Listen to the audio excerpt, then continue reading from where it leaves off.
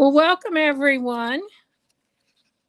It's Donnell McAdams and Megan here tonight to share with you a project that I think you'll really like.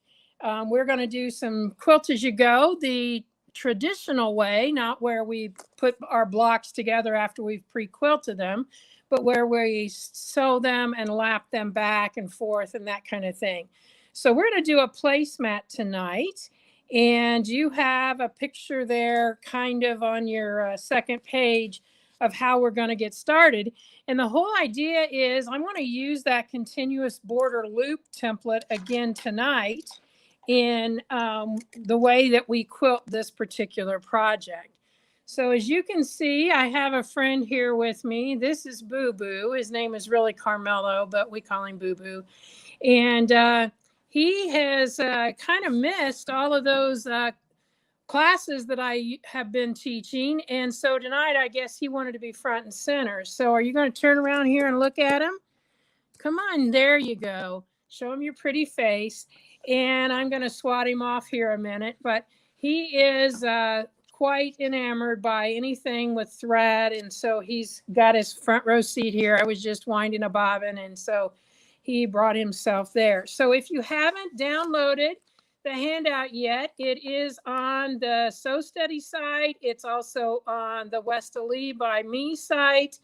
And if you're used to getting it off of my site, it's on SewBiz, and it's also on All Things Quilting with Donnell McAdams. And so it's both the Westalee and Sew Steady. All right, Megan says it's pinned on both of those sites, so you can get that handout. So let's get started here. And I've already done a couple of things, but before we do that, I was just reminded because I just had them sitting here. Some of you remember back on February 12th, we did these hearts, and it was called I Found a Quilted Heart. There is a website called I Found a Quilted Heart. And I wanted to bring your attention to this because this can be made from your scraps, can be made from whatever. And if you go to that particular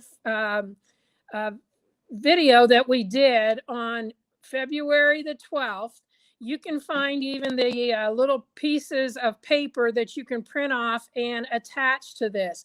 Now, the reason I'm bringing your attention to this tonight is I can't tell you how many of these I have seen on Facebook that have been found by people. They're starting to talk more about it, and they found them in a time when it really encouraged them. And obviously we're in some kind of trying times right now. And so anything that you can do to spread the love, all of the rules, as far as there aren't a lot of rules, but they want you to just kind of randomly place these as you're out and about, maybe on a bush, a tree, someplace as you're walking, taking a walk, a bike hike, something like that. So if you want to read more about it, just go to ifoundaquiltedheart.com or go back to that February 12th and we'll show you about it. But these are just some little hearts that allow you to either use up scraps that you may have or to practice your quilting and then just cut out. We actually use the heart template to get the shape for this. And then you can place these around anonymously for people to find. And the video that you did on February 12th has been pinned in the Sew Steady chat. I'm working on getting it for the other one. All right, so it's pinned into the chat also. So when Megan gets done pinning all that in, she'll be back around here where you can hear her talking too. Excuse me. All right, so let's reposition here so we can see what's going on.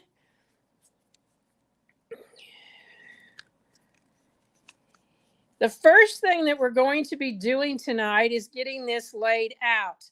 Now, I've already done some of it. And so what I did was I cut a piece, the measurements are on your handout. I cut a piece of the Bianni's foam that was 13 by 18. And then I cut a backing that is 2 inches larger all the way around. So the 13, and I forgot to write that on there, obviously will now go to 17. And the 18 will go to 22. And then I just centered it on here.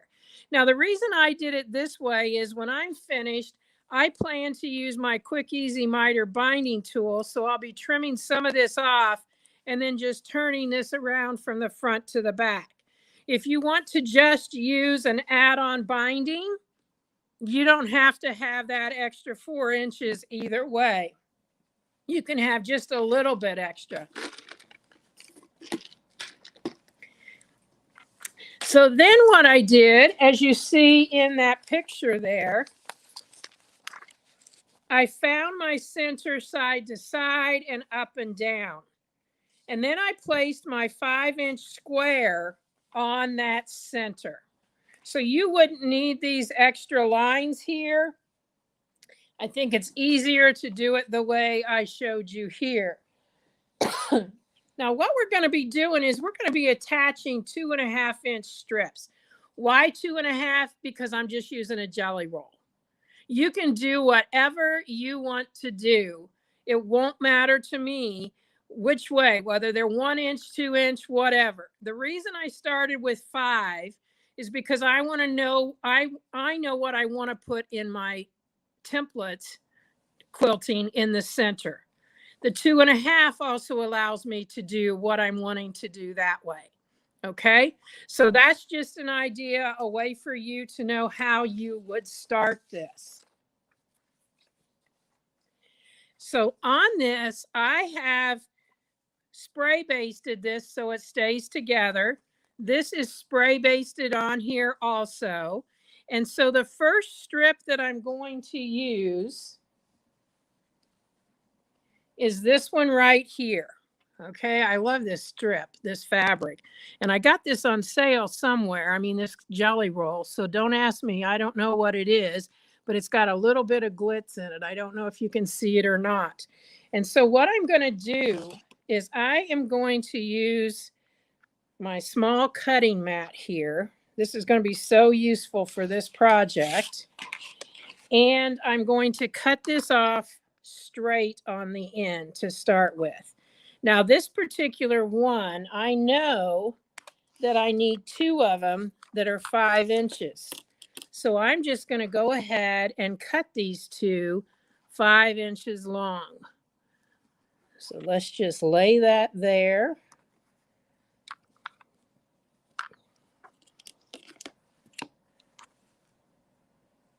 And we'll cut our first 2 5 inches here. And if you're making a set of these placemats, the reason I'm liking this, the Bianni, and we used it last week, and the reason I'm using this is a good, firm, ready for repeated washings type of a batting, so to speak, even though it's not really a batting. Now, on the handout that I gave you, I put in these quadrants which way I was going to stitch. So we're going to do all of that. First colors are red. We're going to do all of the red ones first. So we're going to stitch on this side, and then we're going to come down here and stitch on this side, then this side and this side. So 1, 2, 3, and 4. Then we'll switch our strips to a different strip, and we'll follow the next 4 numbers, 5, 6, 7, and 8. Okay, so this being set up already, I'm simply going to take this first strip. Since I knew it was 5 inches, I was able just to cut that. I've got my machine set for 1/4 inch. And usually the question comes up, when you have pinked edges, what do? What do? I just line up the pinked edges with the edge right here. Now, if these are bigger pinks, in other words, they come in farther, you might need to adjust that.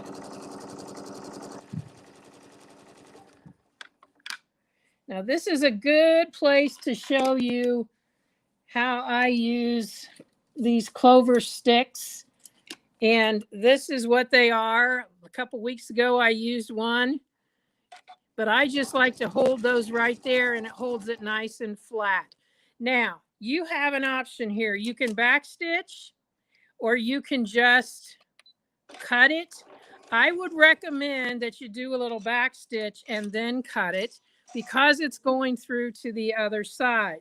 Now, this is one where we're going to be just laying that back out flat, and you can see how nice and flat that goes. If you want to, you can get your iron right close there. What I usually do with this is just use one of these little rolling irons, because on this foam, it just tends to lay right where it needs to. So let me turn it around to the other side and get my other piece that I cut and lay it right side down. And I think this time what I'll do is I'll start in just a smidge and go in reverse. Now, if your machine has one of those, if your machine is set so you can have it so it ties off at the beginning, then that's what you would want to do. Here's where I use my little helper. I'm right at the edge, so I'm going to back stitch just a few and then cut those stitches. And then I'm just simply going to lay this back. And you can see how nice and flat that just goes by itself. And that's another reason I like for placemats to use this foam, because it stays so nice and firm. Now, I have a couple of options here. I can either measure this and cut the next ones that same way. This looks to be 9 1/4. And I'm going to go over and measure the other side also. Or I could start stitching, and then when I got down here at the end, I can cut those off. So it's either way is going to work. It doesn't really matter. I can see I moved my, there they are. I was going to say I don't have my short little scissors here.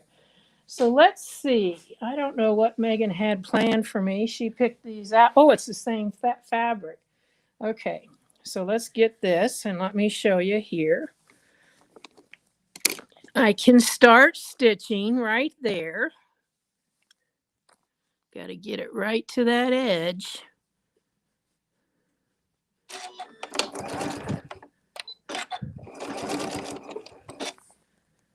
It won't matter if you backstitch too much. I wouldn't do it intentionally, but it won't matter because of the fact that it's going to get covered up. Now, when I'm coming to this, you can see I'm going to go just a little farther so that you can see it better. When I'm coming to this, you can see right across here where that's going to need to be cut. So I can just take this and lay it right in underneath there and take whatever straight edge so that I can line that up, and I can cut right across there. And that's the way I usually do it, because of the fact that it's just faster and easier. I don't have to go away from here and cut anything else. Uh-oh, I hit the wrong button. So you can see I went way too far there.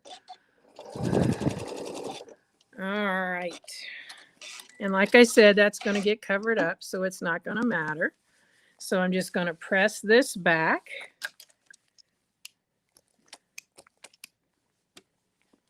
And now we'll do the other side. Now, those of you that have done log cabin know that in a log cabin, you start on one side and work either clockwise or counterclockwise. This is more courthouse step style. It doesn't really matter. It's just the matter that I'm framing up that center block there. In this case, being a 5-inch center block. Do we have any questions so far, Megan? Nope, and I actually just wrote on there. Don't forget, if you've got any questions, guys, put them in the chat. I'm watching both YouTube, Wesley by me, and SewSteady, so I'm on all three. I'll get your questions. All right, so Megan's doing her best to get everybody's questions. So here we come down through here. As soon as I get done with this video, I will put up a link on my personal website to where you can get that little cutting board. So remember, I'm coming down here. I'm going to sew just past that seam in this case. It doesn't really matter, but that means I've got it on farther than just a little. So then I'm just going to lay this out here. Make sure I push it down, whatever straight edge, whether it's my ruler or maybe even my little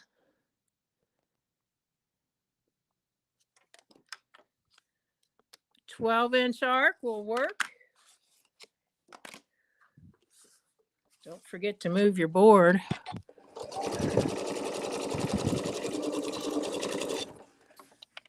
All right. So now we've got that ready to change our colors.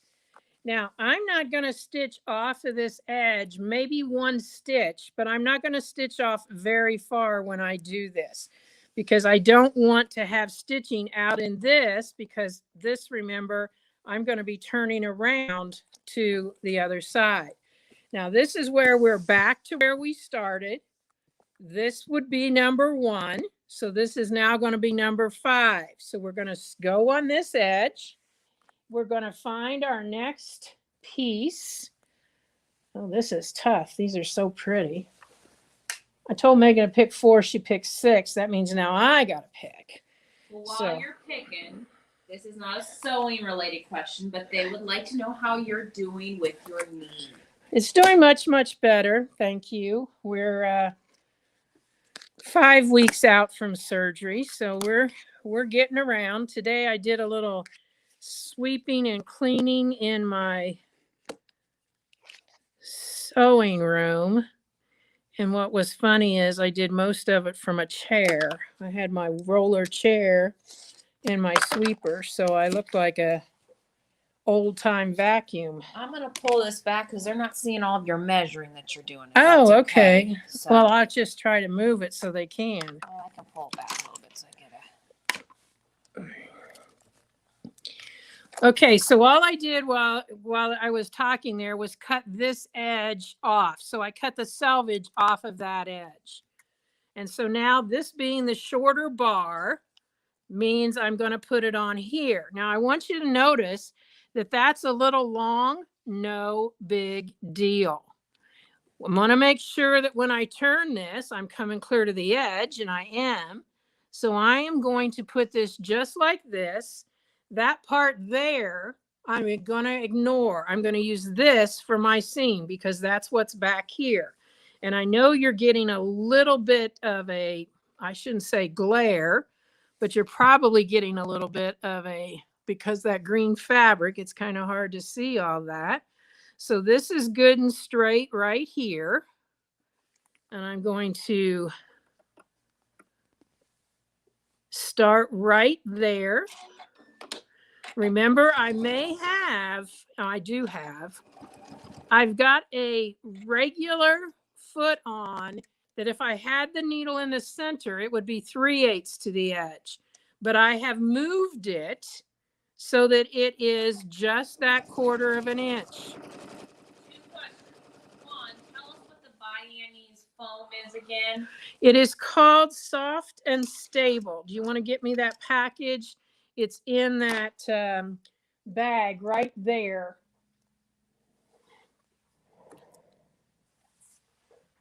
It's over on that side now, Megan. I think I put it ready to go back to the shop. You moved things on me. Yeah. Okay.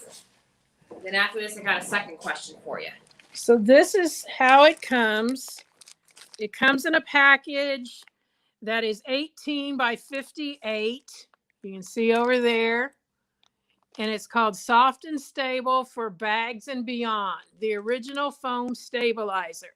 Now, I know that there are others. I think Bosel makes one. So pretty much any of those, as you try them, this just happens to be the one that I've used the most. And so I just kind of stick with what I know. Okay, so the second question came from Meta. if you are going to sew over the ends when you add the next round, why are you back stitching? Because it's on the back, it's going to show through to the back, and then I can go back and clip my threads. Yeah, good question. All right, so now I'm going to lay this in here. I'm going to lay this on top, get my straight edge, whatever that may be.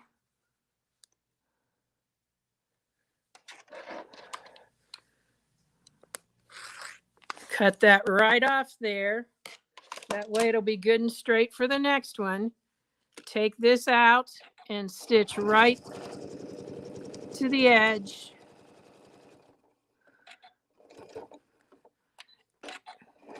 Just back stitch just a few stitches and cut my threads.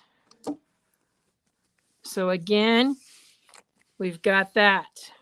I'm going to turn it around this way and get that cut edge. Now you can do this any size you want, any way you want. I just didn't know how many people had actually experienced the Quilt As You Go method like this, and so I thought I would show this.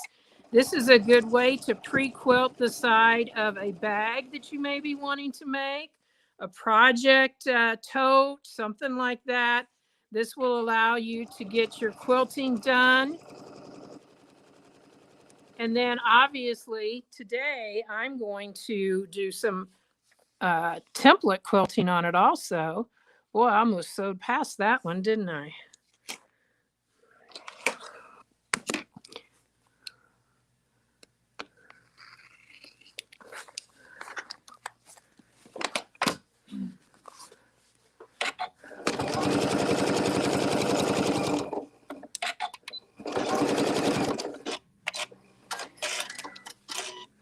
This is so much fun just because your fabric just cooperates so well with you and just lays back there. And I mean, like I said, you could go press this, but there's just no reason really to. It just lays so nice. Now we're on one of the long sides. And I can tell you on this, that first round, that's what I had left out of that jelly roll strip. So that was probably 42 to begin with. And I had out of that first one, 13 inches left. And you'll want to kind of take note of that when you're doing this, because some jelly rolls have 2 of each fabric and some only have 1. So you just kind of want to know what it is. That's what I was going to say, that this one had 2. So if you want to make 2 identical match, you probably could, but you won't probably make a whole set of 4. Right, if you only have 1. Or, oh, if you have 2, yeah. Yeah, right. So you might want to mix it up. Right. And this is a great scrap buster. We have so many scraps, we didn't know how to bust them, right, Megan? Yeah. So we just got out a jelly roll and we said, bright. We want bright tonight.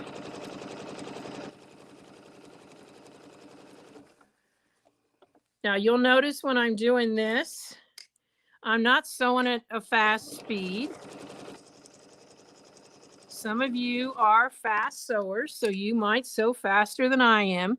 Right here, I'm going to caution you on this because we're coming to that edge.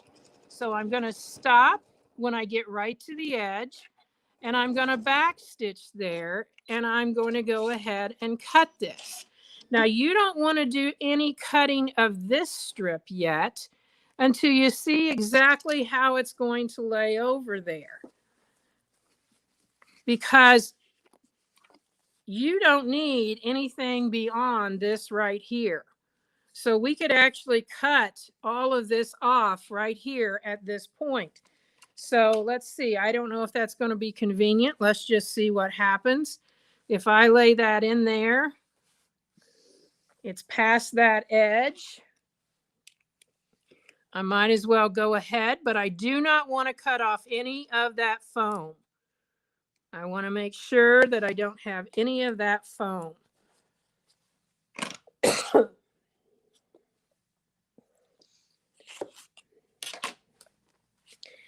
So now we're going to flip this around, and I'm going to come from this end.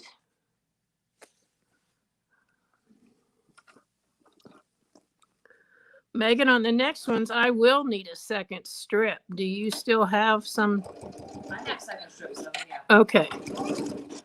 Because those last two, I'll need a second strip, or I could change the fabric. I wish they could see the shimmer that's in here, because on the video, I don't think they can see They it. can't see that? It's just so pretty. Especially on that one you're working on now. The shimmer is just real pretty. I'll try to get it up there so they can see it.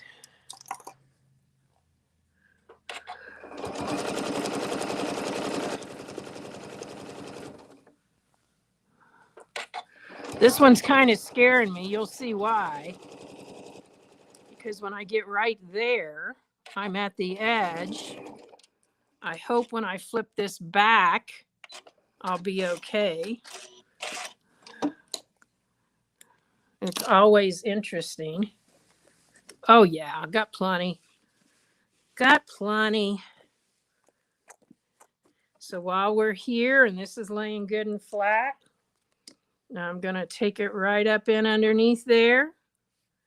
I'm going to get my straight edge. Lay it right along there. And know that I got to show you this, okay? This right here is stitched down. So this is just right at the edge. But it'll still cut fine.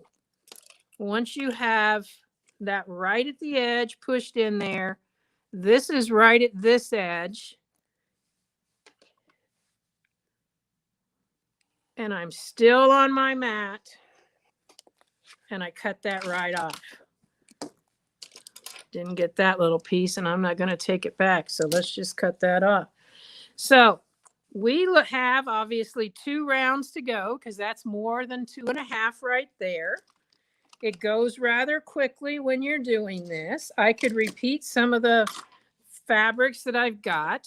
I'm not going to, but I'm going to try and get this up here so maybe you guys can see a little of that shimmer. It's just really a pretty fabric. These are all metallic right on there too. So, okay. Do we have 2 of these? You've got 2 of everything. So you just show me. Okay. All right. I got 2 of everything. Or do that one because it'll. Yeah. If you wait till the end, it won't show as much. Okay. So here's one that I've got a lot of shimmer in that too. And I want to make sure that as I use this strip, if I start with this side against there, that's the way I want to finish it. In other words, all the way around. I don't want to switch because that's not right in that center. So let's see. I think I'm going to make it so that it's like that. So let's just turn this here. And here's how you test it. You know, if I put it right at that edge, am I obviously? Yes, I am. Okay. So I'm just going to put it right there because remember, we're back in this quadrant. The one that's the shortest, we're back in that quadrant. So I'm going to line that up there.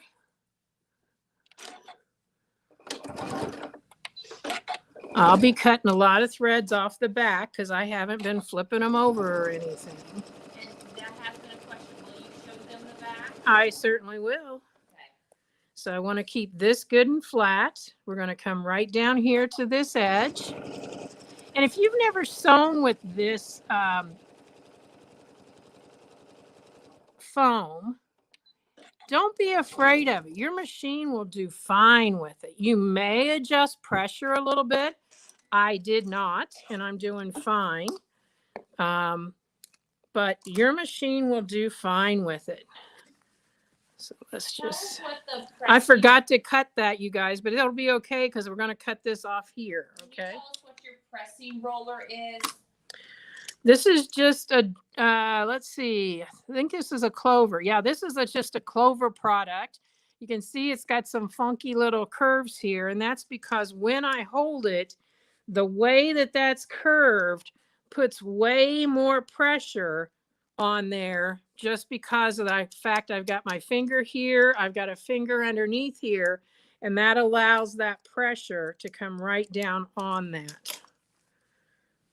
So with the way this one is off the mat, we're going to do what we've been doing here and go ahead and cut this because I need to use this again.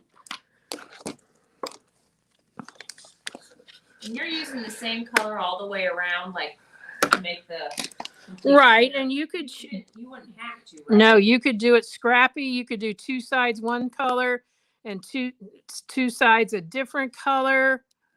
So many options of what you can do. And somebody asked what the name of this was. We bought it somewhere, and we don't even know what the name of it is because it literally was like on a discount counter, I think. I don't know. It was literally just in our scrap. So sorry, I can't even tell you the name of the fabric because it didn't come on it. It's probably on that little ribbon over there. If you want to get that, I might be able to tell. There's a gray ribbon there. Hey, Mr. Boo Boo, I need to sew. There we go. Okay, so short side and short side.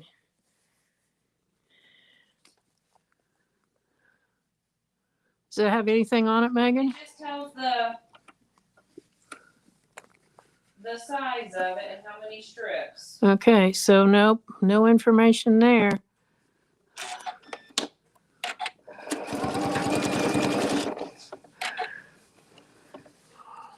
But I'll agree with you. It's really pretty. Michelle just said our project is being CAT scanned. Yeah. You hit Megan good there. That's for sure. Okay. Yeah, it's being CAT scanned all right. If you could only see all of it. He's not giving up tonight. Not for your life. So I'm just going to take this. Only because I need a straight edge for the next side. I could have stitched it down like I did before.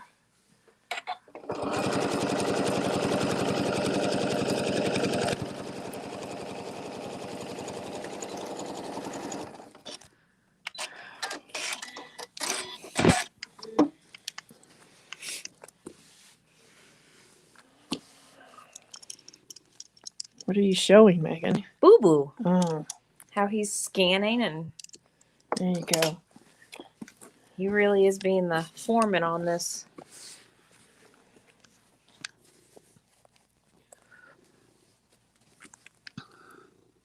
Goodness, he's a purring machine tonight, isn't he? He's happy. They can probably hear him purring if the truth is known. He's so happy.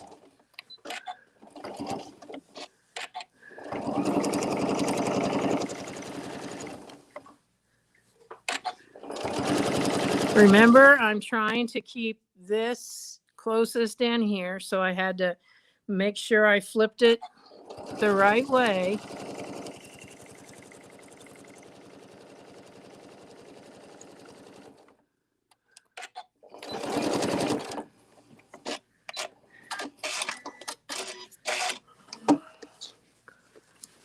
We only have just a little spot down here. While I'm here, I'm going to go ahead and just cut this off. Don't just take a chance. Make sure you're using a straight edge.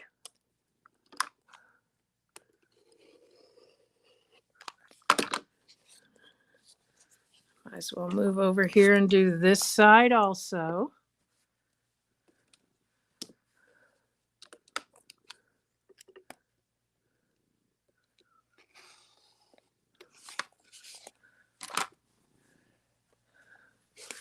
And we've got this side to do. And I guess in this case, it wouldn't have mattered which one we did because these don't actually ever really cross. That's a selvage edge, so let's just go with this one. And remember, we want it so that these are closest.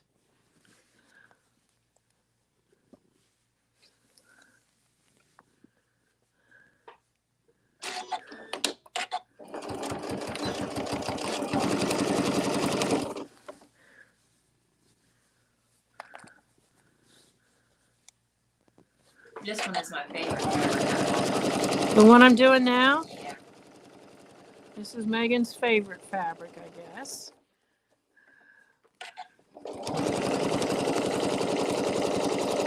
Right at the edge, back stitch. No boo-boo. My fabric.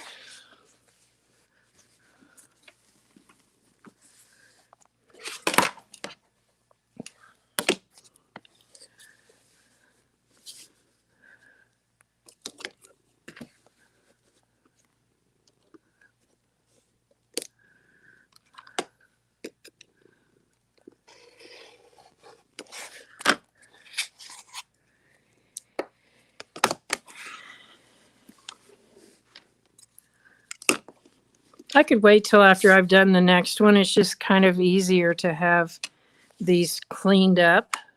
So I'm going to get it right in there by the edge. Make sure I've got my fabrics laying flat. Look at that. That came together so cool there, you guys. Didn't plan for that. Could have. Maybe I say I should have. And did. Oh, I don't know. Okay, I'm not going to do that because I've got one stitch right there that's holding this from getting closer. So either a seam ripper or sharp little scissors here, I'm going to just trim that stitch. I didn't get it, so I got to get my seam ripper.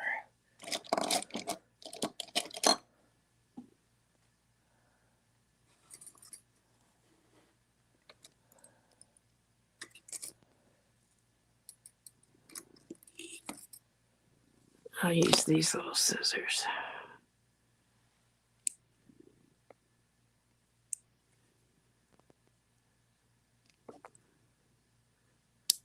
There we go.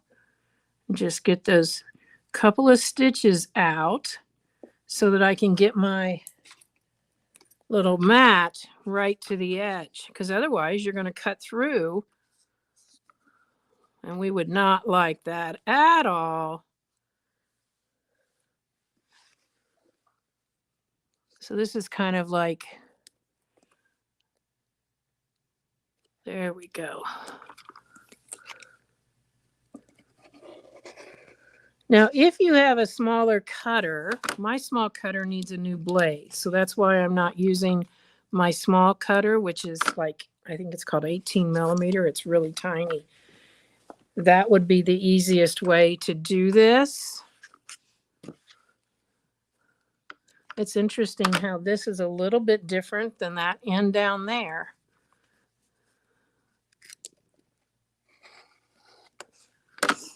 So you can see I've kind of got a little space there, whereas down here it came right to the point. But when it's finished, it probably won't be noticeable at all. Now, we've got to get the cat to let us have our project. Boo-boo. Do we need to spray him? Ouch! Sorry, you guys. He got me.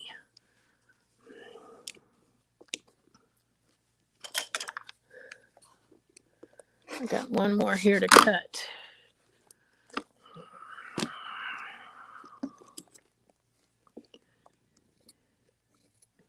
It cut part way, but not all the way. There we go. So the last one we'll put on.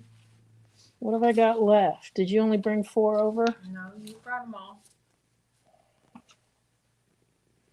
It's either that one or this one. Well, this is pretty cool. I think this would look cool in the corners. You might want to turn it the other way. Mm-hmm. Yep, that's what we're going to do. We're going to turn it this way.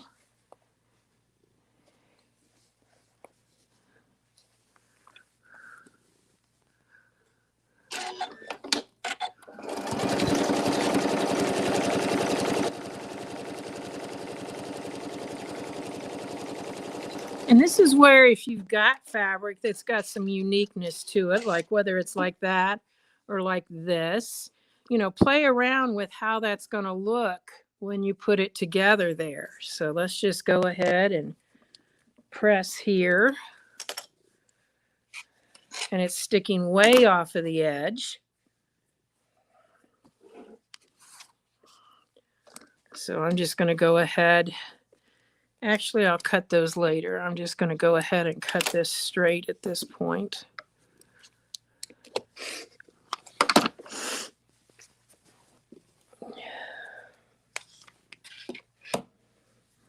Make sure I've got it laid the same way.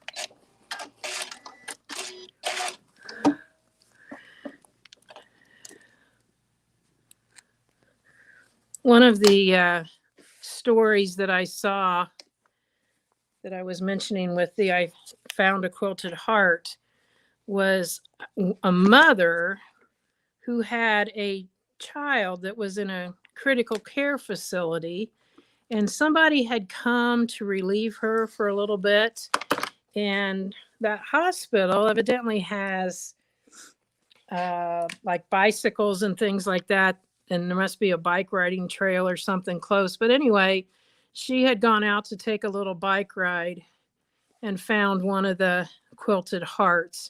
And you just never know what those kinds of things mean for people and what kind of circumstances they're in when they find them.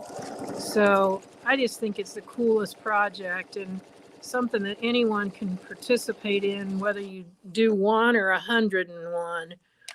It's just going to be something that means something to the person who finds it.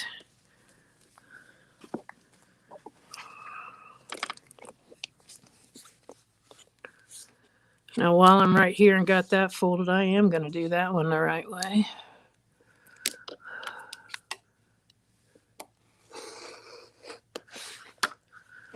One little snip.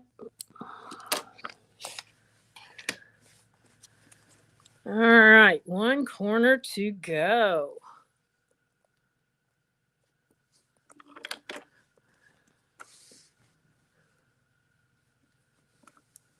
Then we get to quilt, you guys.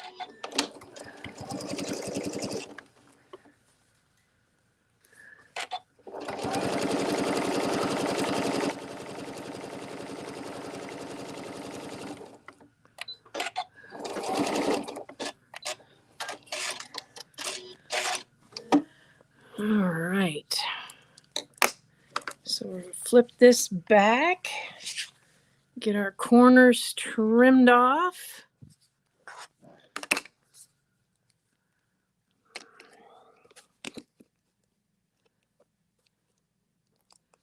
I want to be able to feel that edge there.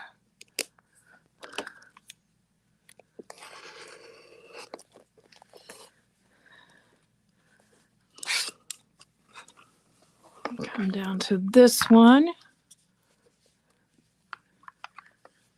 And I can tell you, this is not nearly as yellow as you may be seeing it on the screen. I just looked up at the monitor. It looks pretty yellow, but it's not. It's such a pretty green. Now, see, did you see how that went right down in there? So that would have, if I go back in that way, I would be cutting my backing. I don't want that at all. I can feel my mat right here. I'd be crying. Wouldn't want that either. Right up against that edge. Lay this down. Straighten it right along there. Oops, I didn't go far enough.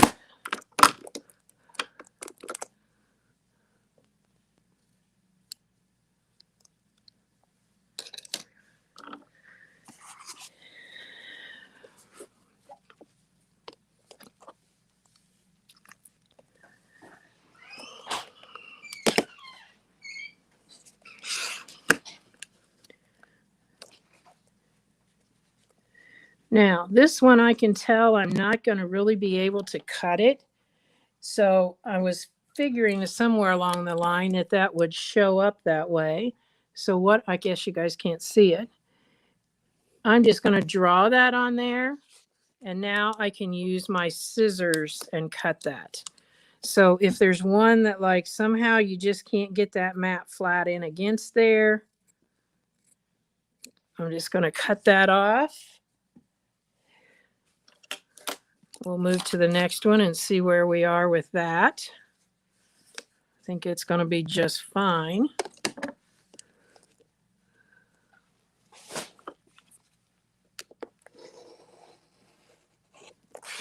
Here we go. 2 more to go.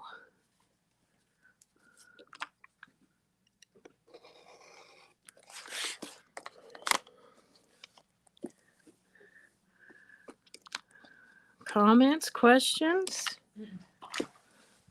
No, we don't have any. I really like seeing how you're using the little mat though. Well, I tell you, I couldn't get along without this, and Megan knows that about 20 minutes before start time, I was like, where is my little mat? Where is my little mat? And guess what, you guys? It was right where it was supposed to be. But I didn't look there first. So anyway, I will get those on. If you don't have one of these, They did ask, where are you going to post that link? I will put it in my website. So you'll need to go to sobizmarion.com and look in with the cutting equipment. This little guy is 6 by 8. Cute, cute, cute. I think it's like $5. I don't know. They're pretty cheap. All right. So I've got this, got my mats, got everything ready to go. And so now what I want to do is I am going to put a design in the center of this. And as I told you, I want to use that continuous border loop. I want to, but there it is. Okay. So what I'm going to do is I'm going to get my crosshair square and I'm going to put it in here, and it should be easy enough to find where the center is because of the fact that I've got all of these points, and as soon as they're all going through, we're good. All right. So I am going to mark here and here, there. It's only, I didn't need that one. It's only these that I need. Okay. Those right there. At least to begin with, because I don't think the other's going to fit in the way I had planned for it. Janet has a question. Is it the reason you use the foam because of trimming rather than batting? That's a good point, because this foam doesn't change shape, but this foam makes a great placemat. It's going to wash and wear beautifully because of the fact that it's that foam. Because when I get finished here, I'm going to measure out 1.5 inches, which right now it's about 2 inches, but I'm going to measure out and cut it off. And then I'm just going to be flipping this around to make a self-binding. You can add binding on if you want, but this is going to be able to be washed and washed and washed and be just so much nicer. So now you can see the back here. This is why I was talking about that before. You don't want to go too far past, because right there it is. I've got a lot of threads I'm going to cut off because I used my cutter instead of anything else. But you can see that that's a good sturdy background. Now you might be that family that has the rule at your house that this is the way it looks until it's time for dinner, and then you flip it over and you use it this way. And then it don't have as dirty quite as often. I know families that are like that. Megan just gave me the stupidest look in the world because obviously we don't do that. But, you know, it is one of those things. Now I'm going to switch threads. I was just using a 40 weight piecing thread because I'm not going to do any stitching over these seams here. And I'm going to be using an Isacord 40 weight variegated for the quilting. So I hope you'll be able to see it because, you know, sometimes it's best if I do the designs and things on just black so you can actually see them. Hopefully you'll be able to see this. I need to change to my quilting foot. So while you're doing that, answer this question for us. Joyce wants to know, did you spray the fabric with Starch Savvy before you started? The small piece I did. I didn't all these because I don't think I'm going to have to mark on these. But even, I will tell you, even if I hadn't, I know that if it doesn't come off, it'll come off in the first time it's washed. And what I do is if these 4 little marks did not come off, I would just spritz them with Starch Savvy or water and they would be gone. And they definitely will come off in the wash. People give such a bad rap to the poor Frixon markers. Okay, so we got our foot changed, but we haven't changed our stitch yet. So we need to do that. Now I'm selecting ruler work, and I'm going to use it. I normally on this machine use it on light, which is for thinner, but I'm going to use it on medium because this is thicker. And I'm just going to set my foot down so I can show you I can still move this. Okay, I've got my grid glider on. I never took it off because I can sew right through there, but I can now with this down, I can still move it. Now let me show you the normal setting. If I put it on the normal setting, I have a bit of a challenge here. And I know there have been several questions this week regarding this. And I just want you to know that the best way to set your machine is just so that it is gliding on top. So if you're having issues with skip stitches or shredded thread, it's because you need to reset your machine's height there. Now, I have done this design before with this is the center and then design out here with the larger piece, the larger template of this. Now I'm going to do this now, but guess what? This one doesn't have a key in it. So I'm going to show you how we can do that even without that key. So this is an interesting design in this size of a block. I don't believe I'll be able to do it on the corners because it would come out into here. I'm doing all the same things I normally do. I'm going to bring up my bobbin thread and pull that through. I'm just using the green bobbin thread that I used for stitching this together. And now what I'm going to do so you can see it is I'm going to turn it this way. Now you can see that that's dead set right there in that center.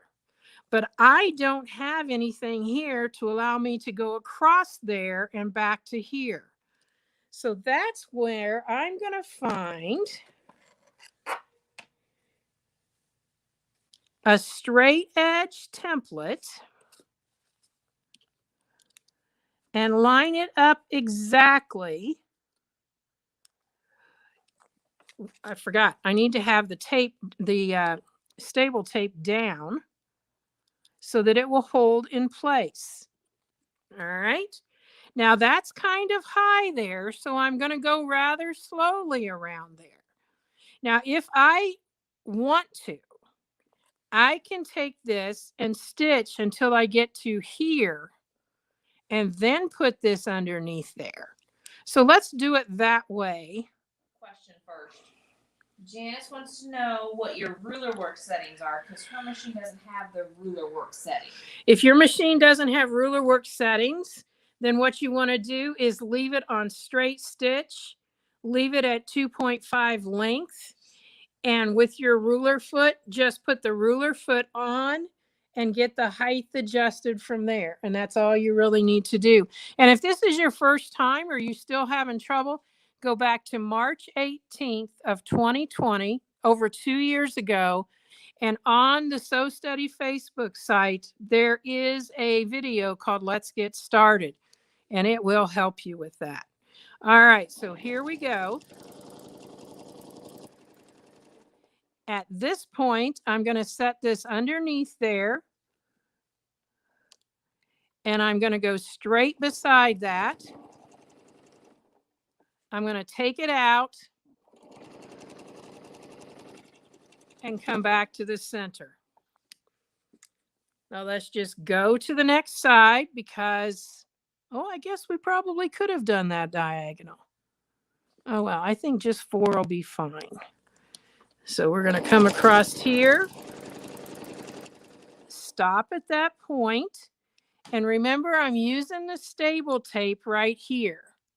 Down to my fabric, I'm putting it right up against my foot, getting in there and just feeling that so that I can go across to there, take this out,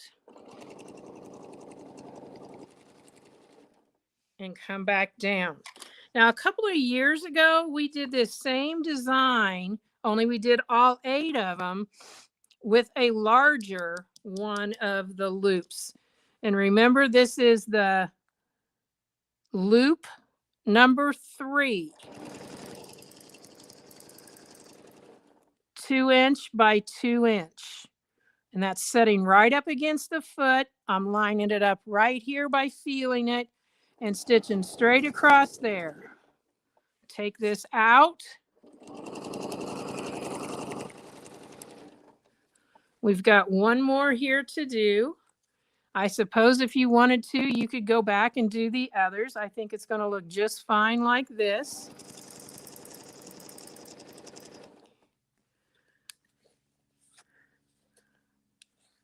Remember, I can just put this right against the foot at this point. Line that up. Now I can see that shifted just a bit. Oops.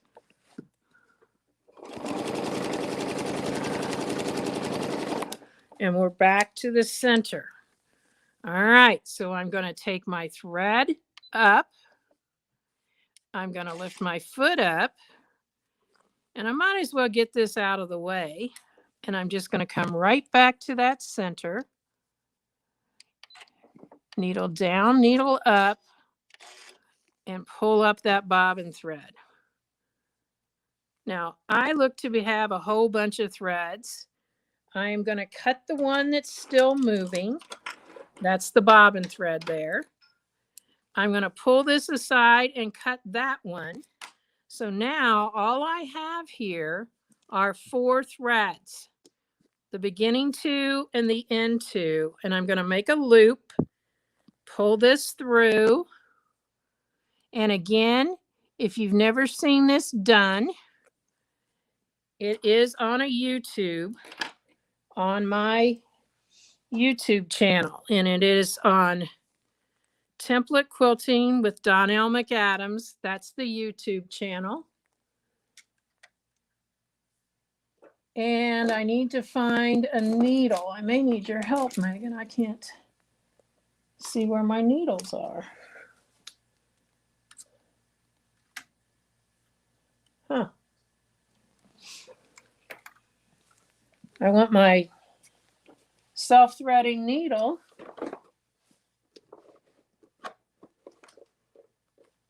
There we go. Sorry about that. I use the self-threading side needles by Cinch. And there we go. I have a little magnet that they go on, but there wasn't one there. So I'm putting the point through that loop. You can see that loop right there, down to it. And then when I pull this tight, got one little piece here. There we go.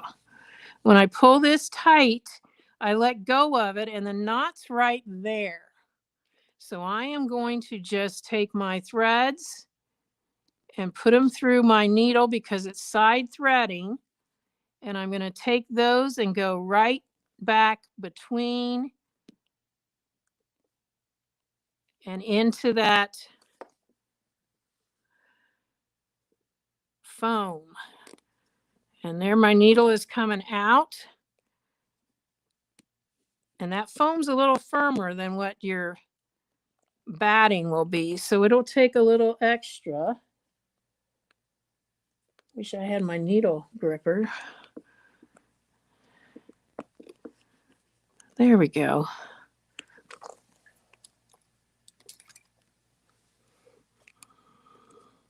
There we go. All right. There's my threads. One decided not to, oh, it did come. Pop that knot through when I pulled that. I just want to get right close and cut that off. I guess we got one that's being a stray.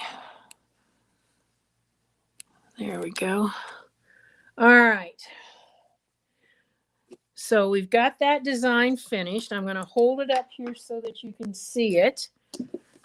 But I think it's a pretty fun little design with a border template that we created right there in the middle of that 5x5 square. Okay. Now, as I said, I think you could still go ahead and do this one because it looks like it would, when this is in a 1/4 of an inch here, it looks like they would meet right there. So you'd have an octagon all the way around. But I kind of like it just like it is there. I don't know if we can see it any better on the back.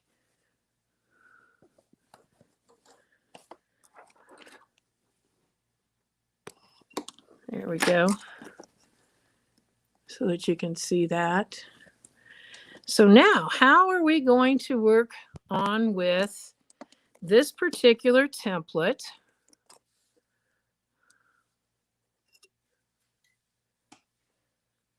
In those borders. I'm just trying to get some of these threads out of the way so I don't catch them.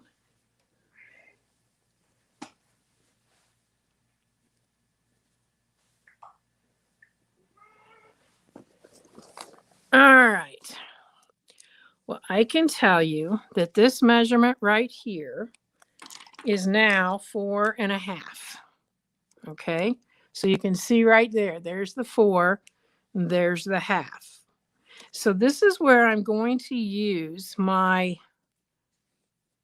centering ruler, and 4.5 means that it's going to be 4 1/4 or 2 1/4, excuse me, to each side. So right there, plus I've got it right there, is telling me where my middle is. So there. And I really don't need to mark the middle this way because my template is going to be able to do that. So here's how I'm going to do this design. Let's come over here where you can see. So I've got an etching. Right there's an etching, and right there's one. I'm going to line that up so there's a 1/4 of an inch there and a 1/4 of an inch here. Okay? And I'm going to come right down here so that this line or etching lines up with the line I've got there. So that puts me right in the middle of this. I'm going to start right here.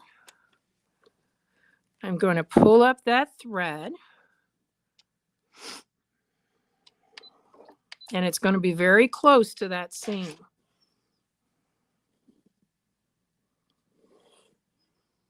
Now you wouldn't have to use this one. I'm just trying to show you more ways to get use out of your templates. And for this one, it says it's a border, but you know, we're using it in other ways. So now that I'm right there, I'm simply going to turn this whole business around this way and continue on.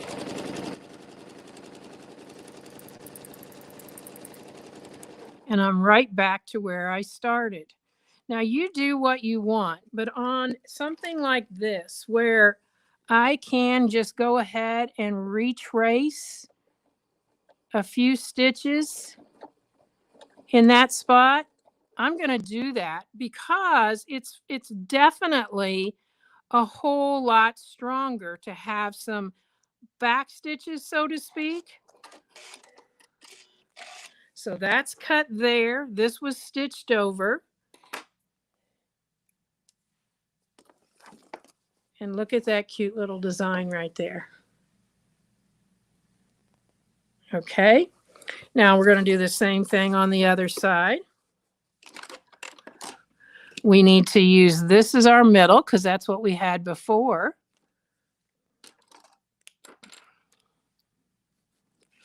So I just need that marking because my template has everything else I need. So we're going to put that in here. Line these lines up right here from here to here. That is the middle of this section, and that's that 1/4 of an inch, as the same as the one that's marked here. So once I line that up and get my side-by-side positioning, I can come right over here and get my needle and pull up that bobbin thread. And if I wanted to, I could do a couple back tacks right there. Can't see my thread. It's so close in color. There we go.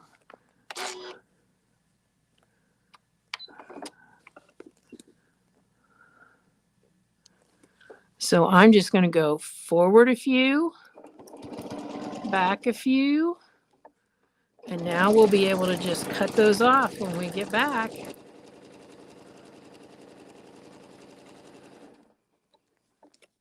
Take this around, get this cut out of my way because I've backtracked there. Turn this over.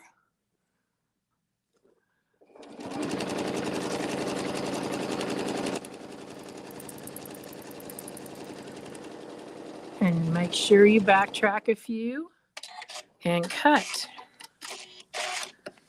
All right, so now we have matching on this side and this side. You could do something totally different in here, or you can do the same. Now this is 2 inches wide, which is what these are, and it's 2 inches tall. So let's see what, we know what the middle is right here. That's not an issue, but we need to know how long this is to figure out what we can do. So if we go this way, we have 4 1/4, so it must be 8 1/2 inches long. So if it's 8 1/2 inches long, and this section right here did 2 of the, that's 4, that's finished at 4 inches, we would be able to do 2 sets like this. Okay, so if we're going to do 2 sets like that, then we're going to start with this lined up right across there. So it's like 1/4 of an inch down. That's where our needle will land. So it's right across there. We're 1/4 of an inch in from each side. And so that right there, if we go this way, we can stop. We can do this side and come all the way back. And then we can flip it the other direction. So let's give that a shot.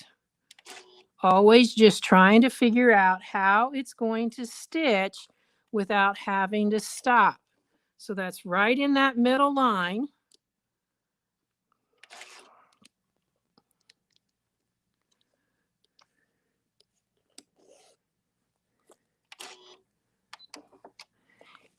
Pulled out. I'm going to stitch forward a few and back a few.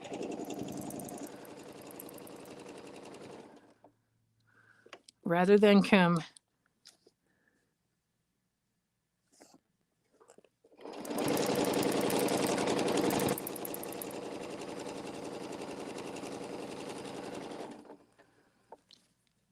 I'm going to turn this around, and this is right in that center spot. But remember, we back stitched.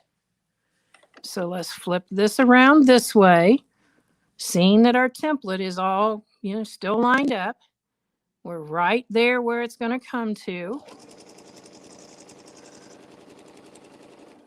And now we're going to repeat that by turning this around.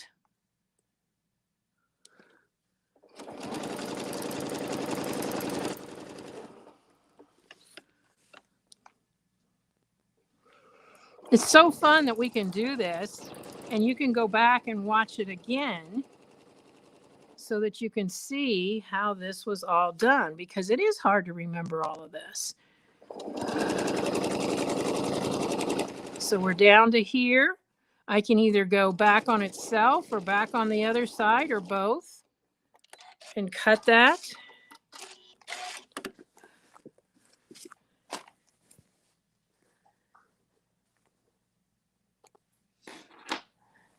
I'll show it to you on the other side so you can see what we've got there.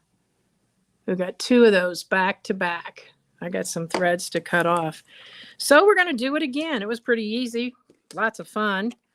Let's try that one more time. So we're going to come over here. We already know where our center is. It's right there. So I just need to give myself a little slice there. We're starting with the point, and that's going to be lined up just like that. Come in here. And like I said, I have one of the larger ones of this very same template. And so you can fill larger areas with those. So now that we've got that, remember we're going to stop right here.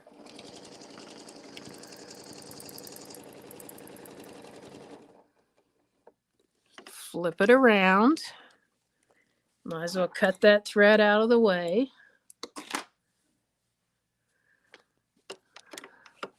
Get this back in and lined up. Do the whole design this time.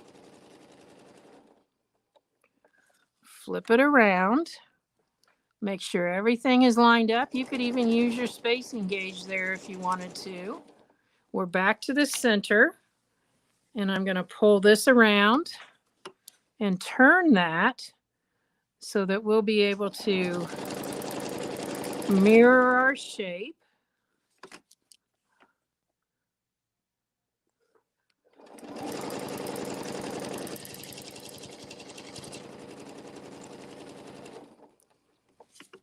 And we're going to get right back to that center.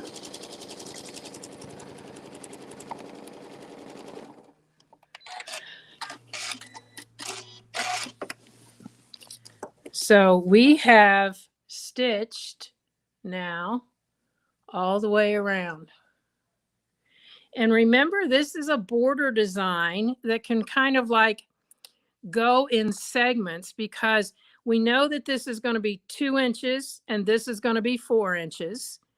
And you can figure out your measurement, and you could continue going on one side all the way down, let's say a 36-inch border, and then working your way back. Now, I can tell you, if you do that, you are going to want to use your spacing gauge a little more than I am, because things will shift a little bit the longer you go. But it does make a really, really neat border. And if you wanted to, you could take like every 5 inches and put one of these in it, and then move over and, you know, have a little space in between, and it would work perfect too. So I think it's a pretty cool little border to have so many different options. So let's see how much space we've got on this, because see, this is going to be different because we're going to run out of room down here. So we got to figure out what we're doing so that we don't end up with, you know, no way to stitch through it. So here's our center again.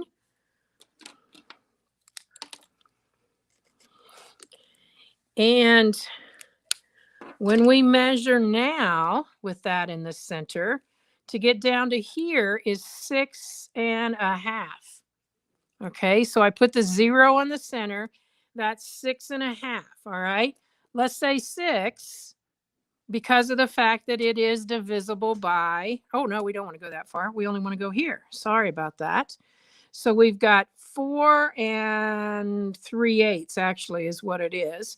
So we're just going to do a 4 here and a 4 here, which it won't be complete over there. So that's pretty much the same as what we did right here. So, We are so glad you're doing all the math for us. okay, well, trying. If we do this, we go down, we come back up here. We'll flip this way, and then we'll just stitch across there. We can do this, you guys. So, let's get this lined up.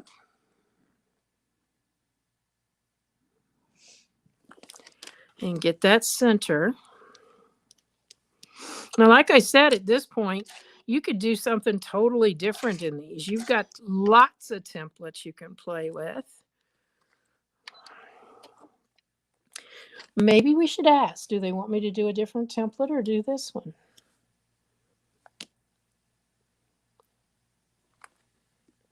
All right, I'm going to stay with this one.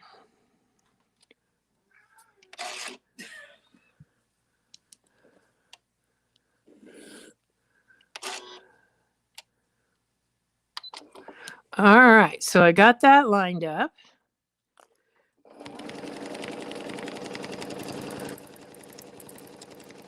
Come into here. I'm going to go back and cut that because I backstitched. And you'll notice, you guys, on this foam, you can really see your quilting too.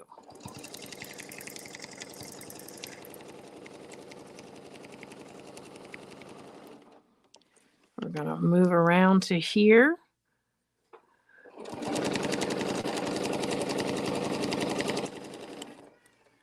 We're going to flip it back around.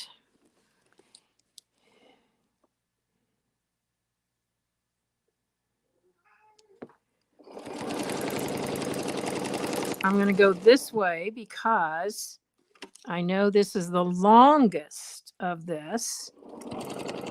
And this is what I would actually do if I was doing this. So I'm right here and I need to get over there to finish it. So I'm just going to come right along that edge because it's going to get covered up with whatever binding method I decide to use. And it's going to still be lined up to get you back to where you need to go. So, cute, cute, cute. Got to go over here. We're going to do the same thing, obviously.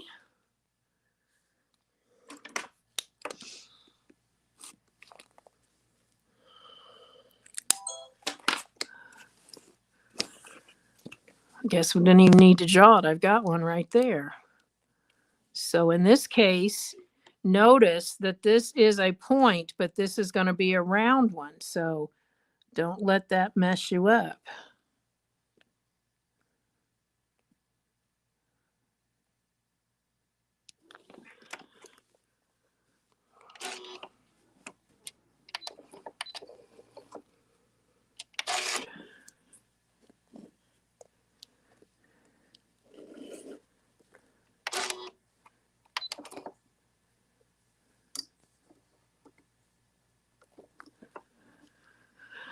Okay, here we go.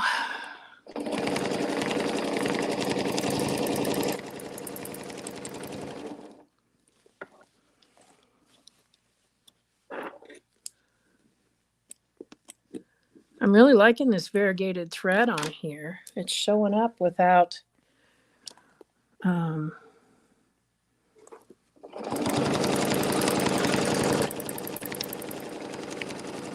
you can always use a variegated thread, except when you're doing a lot of backtracking. And this doesn't have any backtracking except that very first when I do it.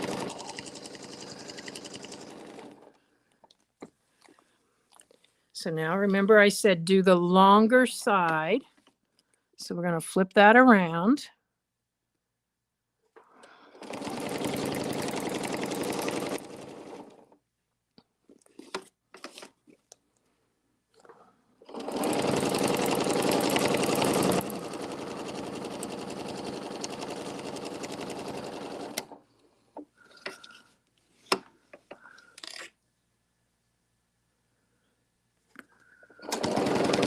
I thought I broke my thread. Glad it's down there where it's going to be able to be easily corrected. So let's just take that foot up. Whenever you rethread, make sure you raise your foot, because that's what opens up the tension discs on your machine, so your thread gets seated back in the tension. Otherwise, when you start to sew again, you'll have no tension because that thread is only laying on top of the tension disc, not in the tension disc. So let's get right here.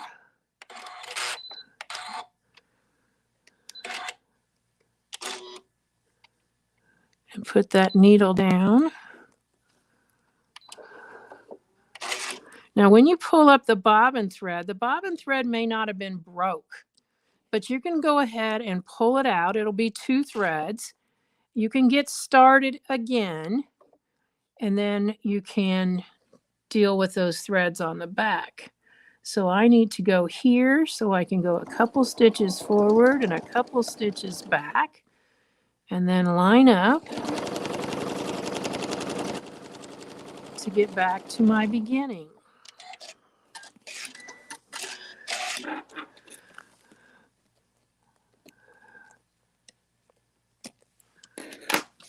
So there we go on that side. And then we've got this, and this is going to be longer.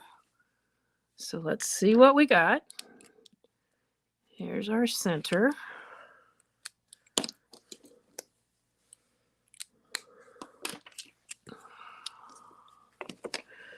Put that centering ruler right there. And this is 6 1/4. So 6 1/4 total would be 12 1/2. Yep. So we're going to need to do, it still will work with 2s. So it's 12 1/2. So we're going to start from here, and we will need to do 3 this way and 3 that way. Or since we've been working in 2s, we're going to measure down 2 inches.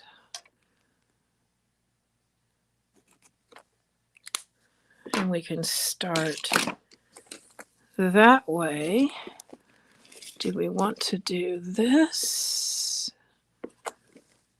I think we want a rounded one down here. So this would be 2. So a rounded one right here. So I'm just doing my thinking out loud, you guys. So this is going to be, we want a rounded one coming down to this right here. So this is only 4 inches. So I'm going to come right in there.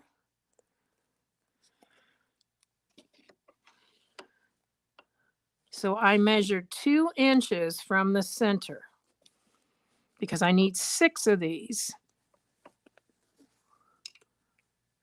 So with 6 of them, I'm going to start and do 2 and then figure out if I can do all the other 4 in one pass. So let's get that needle down there. This is lined up, but it's upside down with no grip.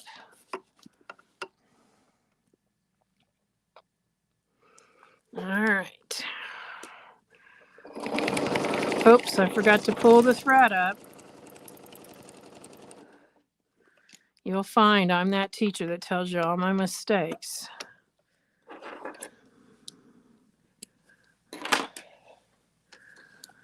I'm going to line this up. Go all the way around. Flip back.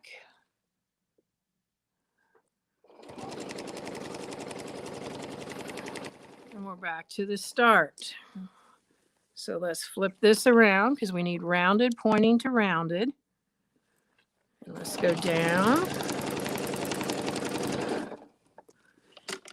Turn this around.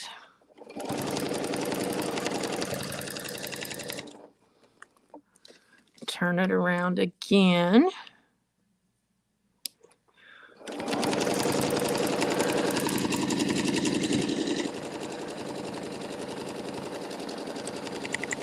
That was kind of fun.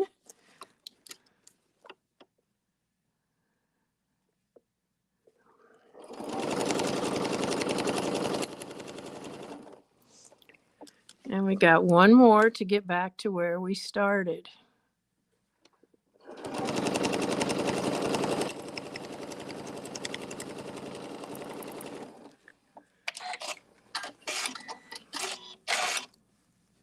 Uh-oh. That was not good, Donnell.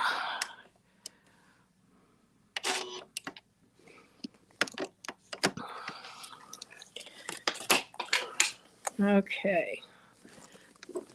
See it on the back, how it's looking? You'll notice when you measure things, when we're doing this, we're either having these match up or you would have these points together. To do this section like this, so we've got this section, it's going to be offset because of the length of our strips. You can see over here how this is offset.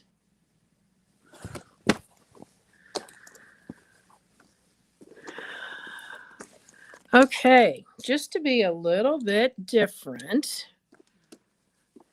Nope, you don't want me to be different? They want you to be different. They want me to be different. I like it all the same, but they want different. So They want different? Okay. Well, what I'm going to do is I'm going to take from my sampler set and I'm going to see if I can do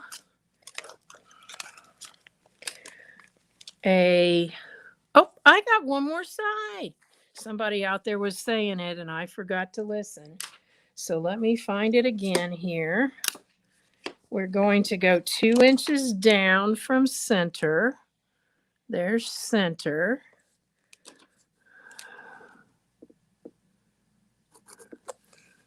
2 inches. Got to get this side to match. And this was a point.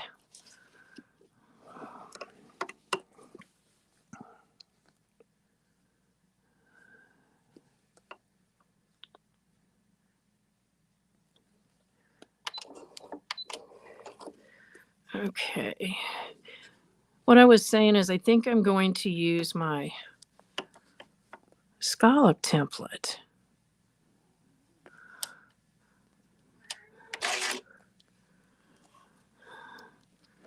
I think Boo Boo's adding his 2 cents to what template we should use.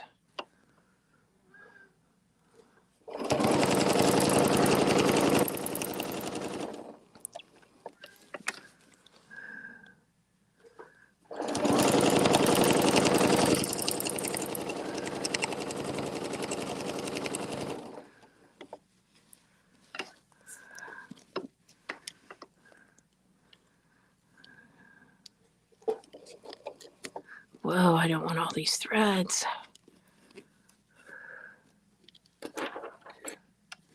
Anytime you can get something that's going to be in your way out of your way, take the opportunity to do it. All right. Flip it around.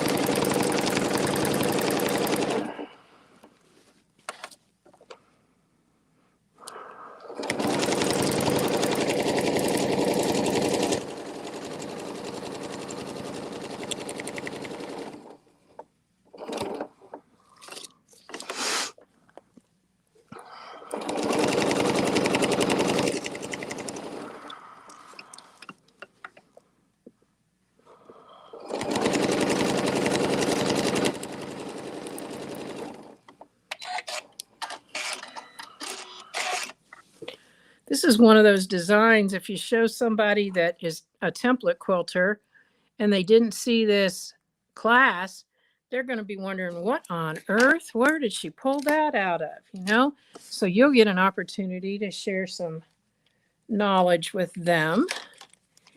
So let's see here what we've got.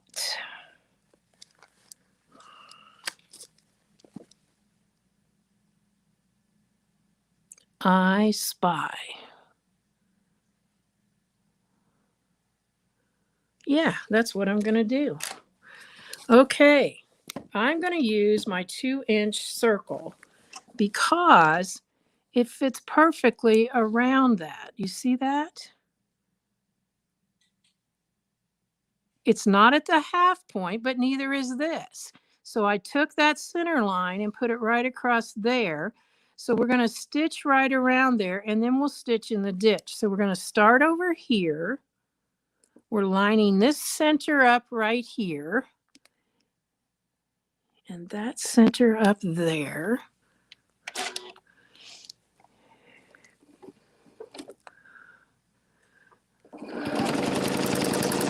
So I'm going to come down to there. And I'm right in that ditch. Okay. Now, I'm just going to use the same template because it has a straight edge. And I'm just going to come out here. I'm going to turn it around for you so you can see it. And this is where you're going to use your spacing gauge. And we're going to line this up. And we're going to stitch right in the ditch till we get over to that next one. Now I'll turn it this way. I don't really need to close it because I'm not even stitching that part, but I've got my center line right here. Now I'm not centered, so I need to come like maybe 2 stitches farther into that ditch. Line that up. There we go.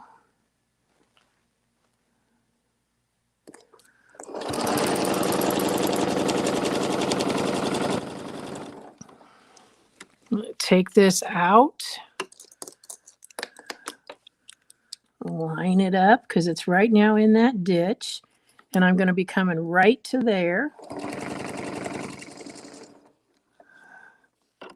Go back in here. Line up this center line with that. And realistically, it needs to be 1/4 inch away from here.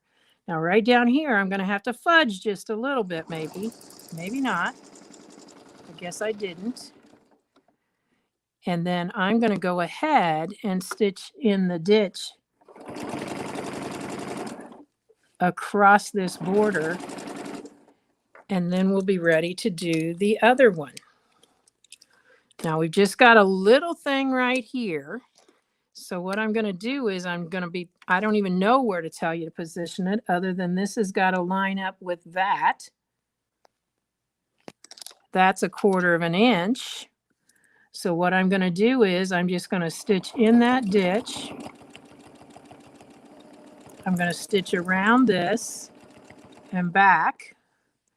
And then we'll go in the ditch over to this line.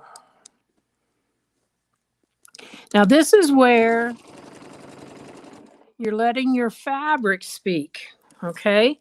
Because when I take this off of here, it's going to look really cool to have just gotten those around there.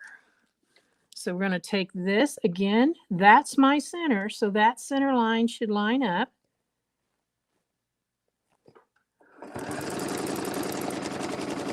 And I don't know if you can see that or not, but when it travels around there, it stays right on that.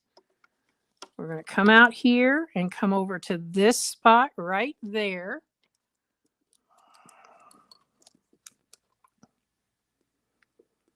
No, here.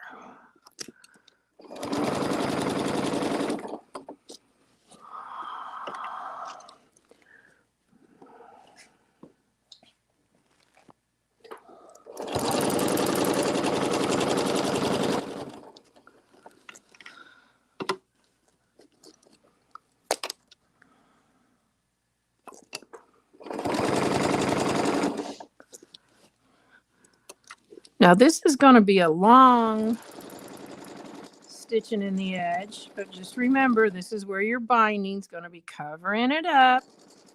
So I'm just getting over to this other side. I could have totally stopped.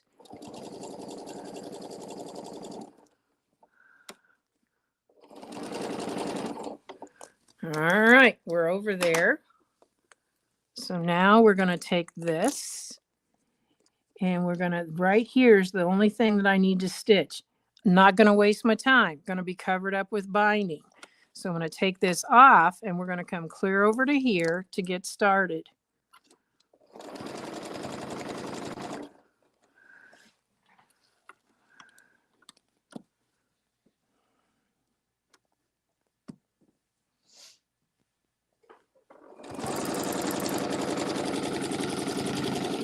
When you're done with the circles, they would like to see the back again. Okay.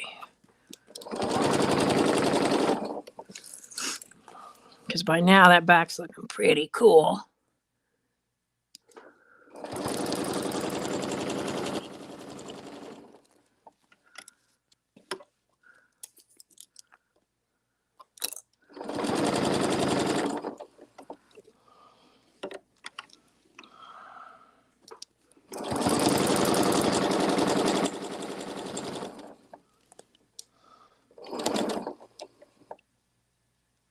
Okay, here's what I need to do here.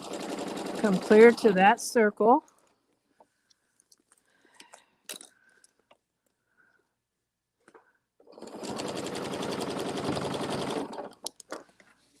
Take this. This is my last side. Stitch in the ditch over to there. Put this back in. By now I'm just siding it because it's 1/4 inch from the edges. You could take it and you could measure it, but you can probably pretty well side it too.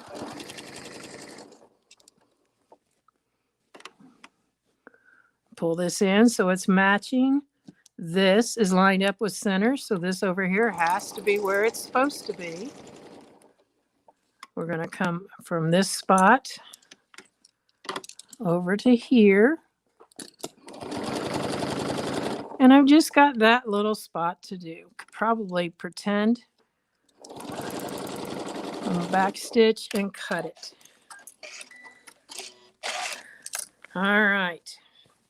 So there's what we have on that. You can see the circles there that I made from the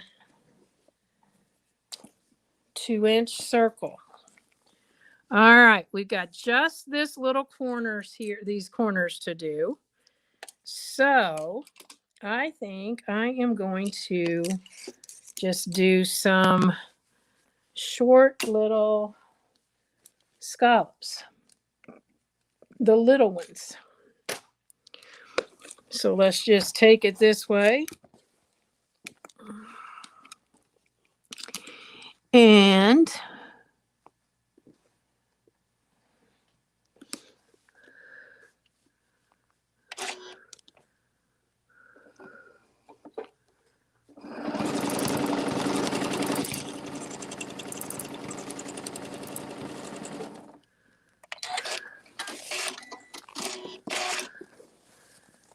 come to the next one.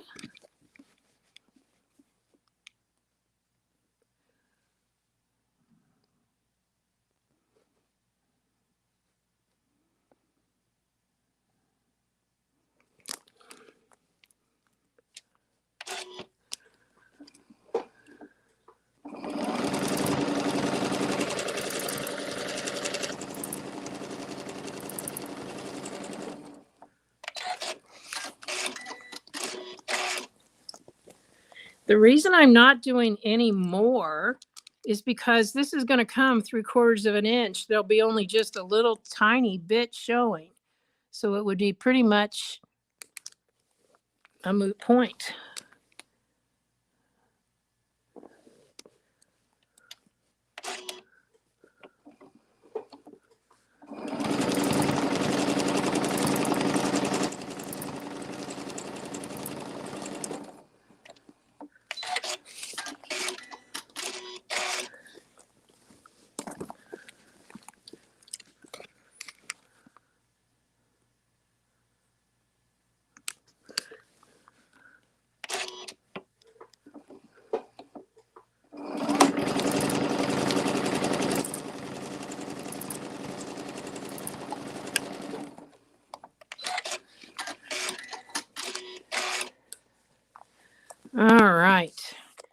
So now what I'm going to do is I'm going to have Megan take this over there and cut this to 1 3/4 or 1.5 inches all the way around. 1.5 inches.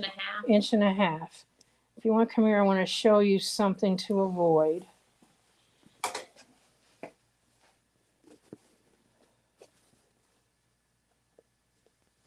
Don't worry about that. Just 1.5 inches away from that outer edge.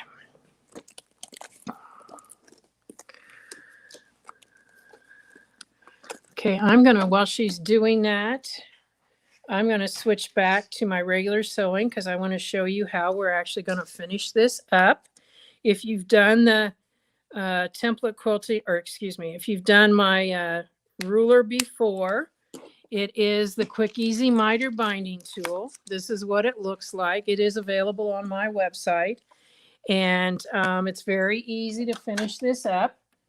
I'm going to get my iron turned on here so we can do the little bit of pressing that we need to do and quickly show you how this is done. So I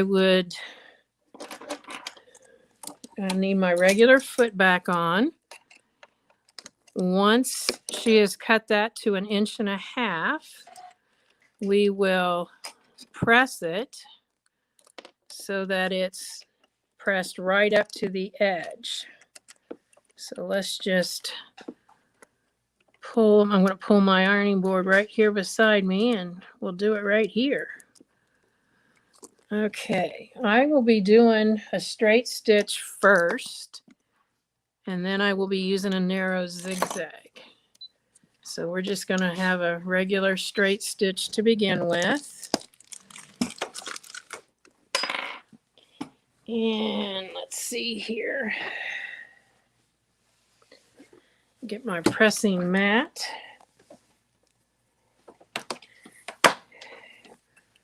And my mini iron.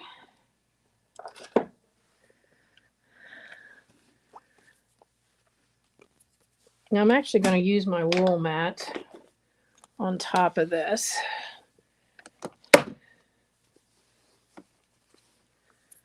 Because it presses so much better.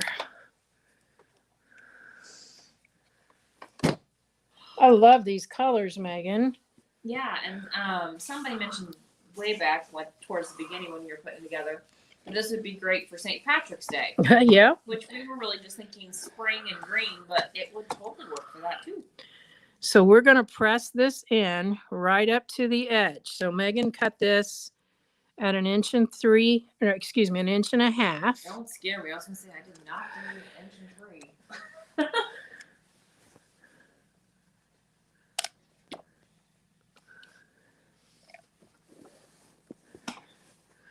And I'm going to turn this. I like to press rather than iron because that way you're not stretching your fabric.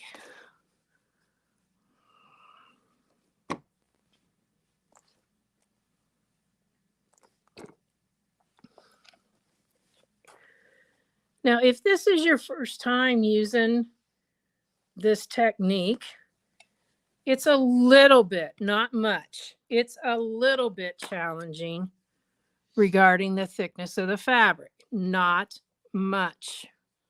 Okay, it's just a matter of bending and folding a little bit that's a little bit different than what you may have done before. So one more side here.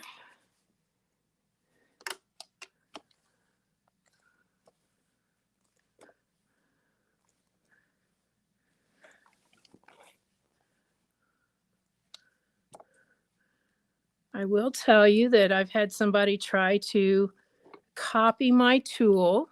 Don't buy one of those knockoffs because first of all, they don't send you any instructions and it's not cut correctly, so it won't work anyway. So that's what I needed to do ironing wise, pressing wise.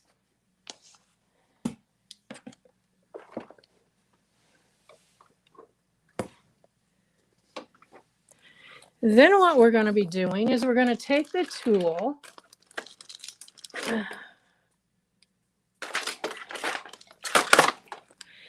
and we're going to take this corner here and put that right on the corner of our placemat. And at that point, we're going to draw this line across. We're going to draw a little line where the line you just drew crosses into the pressing line. We're going to come down here and repeat this. I'm holding that nice and flat, so that's right where it's supposed to be. This is how you're going to get your perfect miter. And what I am drawing is the stitching line. So I'm holding that good and flat.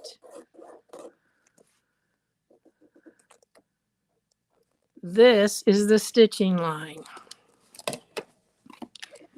Now, the thing that's so nice about this is you can do this a lot quicker than add-on binding. This same placemat could have add-on binding, no problem. It's totally up to you. So now that I've got that marked, and trust me, the tool comes with great picture instructions. I'm folding this back. You notice you're looking at the back side. I'm folding this back, and I need to get that spot right there where those two lines intersect, lined up exactly. Oh my goodness, it worked. It went right through at the right spot. So what I'm going to do is I'm going to pull this pin completely through till it's flat, and then back it off and put it in like so. And this is where it's just a little bit more challenging. You're just going to pull that back so you got a hold of it. And we're going to start in the middle. And we're going to stitch on that line to the edge. We're going to reverse and stitch right back to our pen. And then we're going to come back to the middle. And when you've done that, you've only stitched half, the half with the fold. Okay, so I did not stitch that side over there. And now I'm simply going to cut this 1/4 inch and trim that corner. So I've got a couple questions that have come in. What would you do if you accidentally cut the backing when trimming those strips? And it's been done. So at that point, you would put a piece on the inside of like fusible interfacing to hold your layers together. And you should be okay. Just be super, super careful so that you try not to let that happen. Also, you had mentioned that your tool that you're using has been knocked off. So some have said, well, I've got one, but it's old. So when did you have that come out? They want to make sure they've got the right one. Oh, they got the right one from 2005. Okay, it's old. Uh-oh, it looks like I got one that's got cut off there. So looks to me like I'm going to have to do a little bit of work. So yeah, it's from 2005. I got a couple threads right there. So this is where you would put a piece of fabric in underneath there, not fabric, interfacing. So it's a sticky interfacing, and put it underneath there, or a piece of heat and bond. Megan, get me a piece of heat and bond. I think there's some over there. Oh dear, because I want to show them. Hang on, I'll get it, guys. I'll be right back.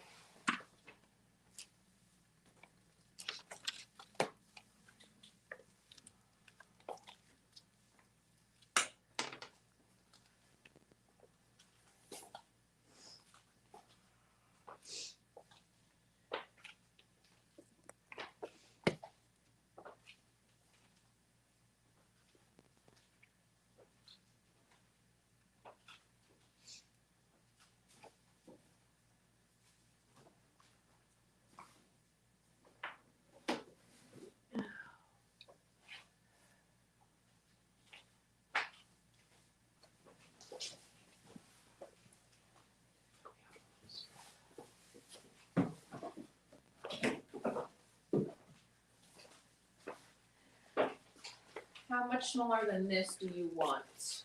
Oh, that'll be fine. Just The bring me whole that. thing? Just bring me that. Okay. So I've got just a scrap here, and I'm just going to cut off a little piece of that. And I'm going to look in there and see, okay, I probably don't need, but like maybe that big of a piece. And so what I'm going to do before I go any further, now that I've found that out, I'm just going to stick that in underneath there. And I'm going to take it over here and I'll press it, and I'll be right back to show you.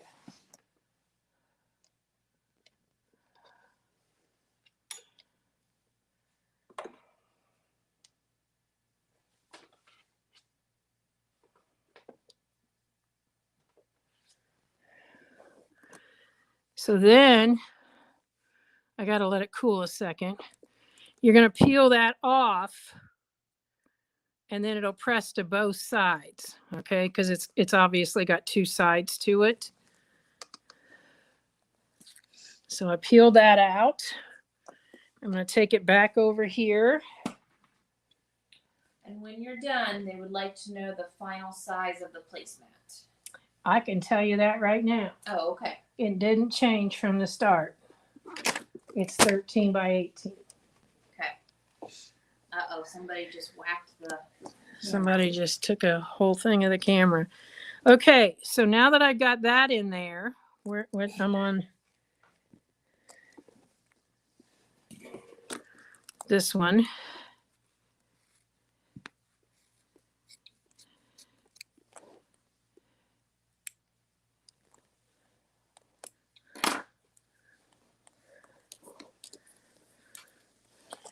Bev wants to know, what's the name of those little blue scissors you've been using? They're the Femore 4-inch embroidery scissor.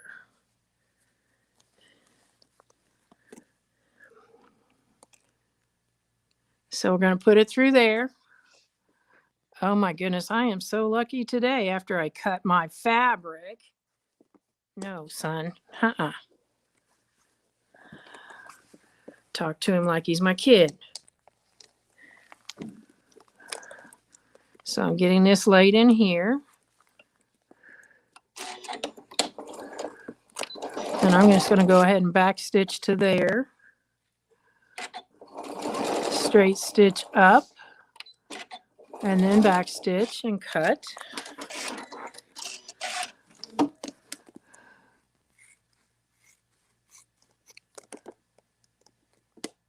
Cut off that corner. One more to go. So we're going to pull this back like so. And trust me, when I say lucky, I don't usually get that lucky in doing this, but got it again.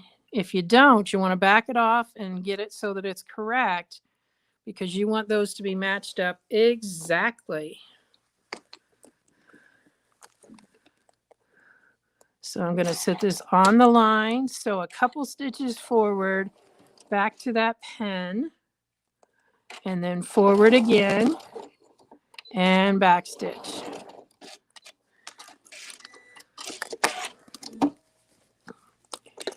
And then we're just going to take this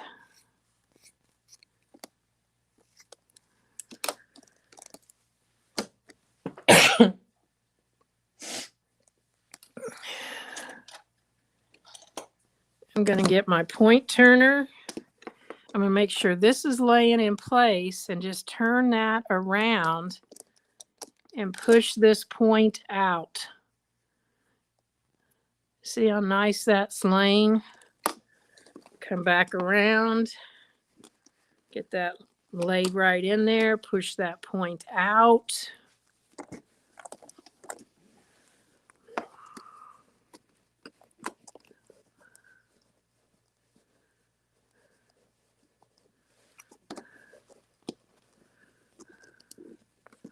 Got a thread here I don't need.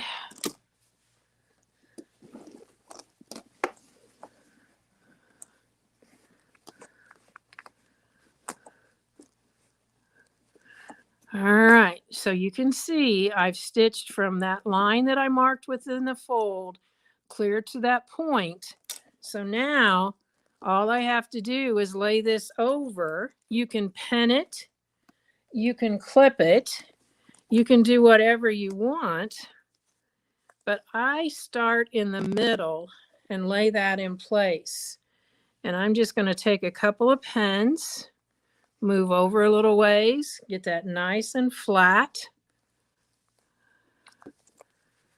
But I don't start in a corner and work towards the middle. I start in the middle and work towards the corner when I'm pinning.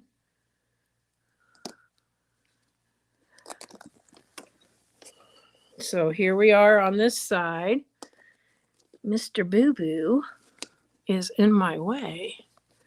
So there's my center.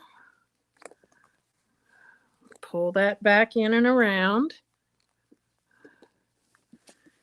You only need on those short sides probably about 4 or 5 pins.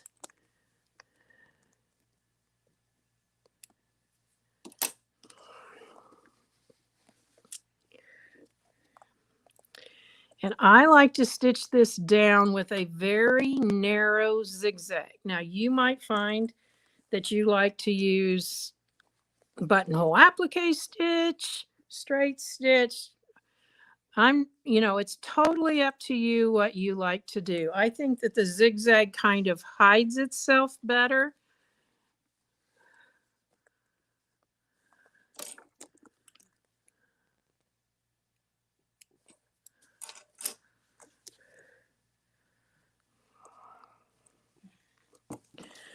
So we are almost to the very end here.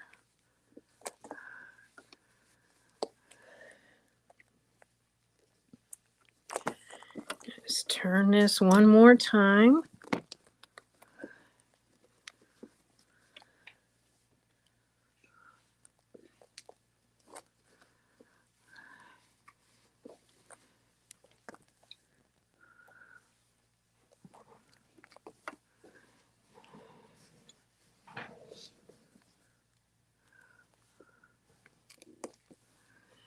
And then this is the last side here.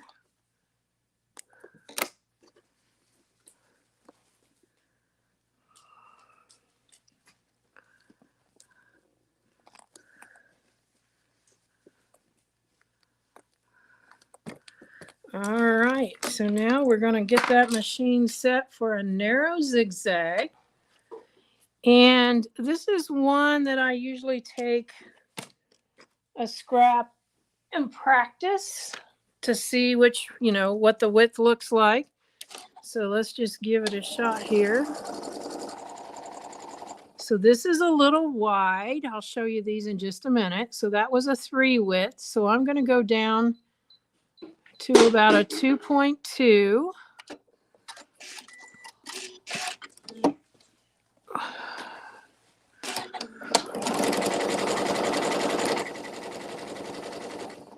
Still a little wide, so let's go down to 1.8 or 2.0, and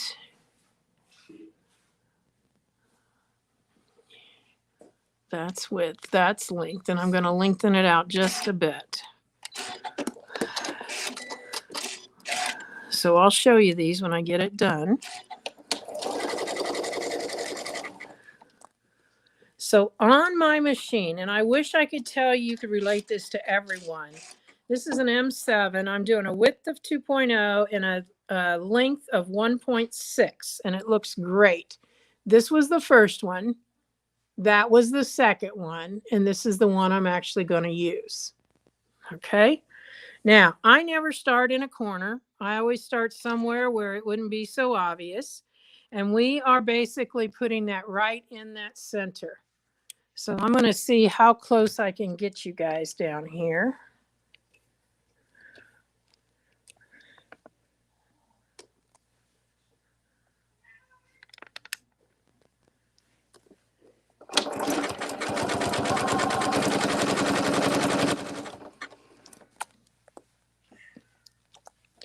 I'm going to keep this straight. Obviously, I want to make sure that stays up underneath there.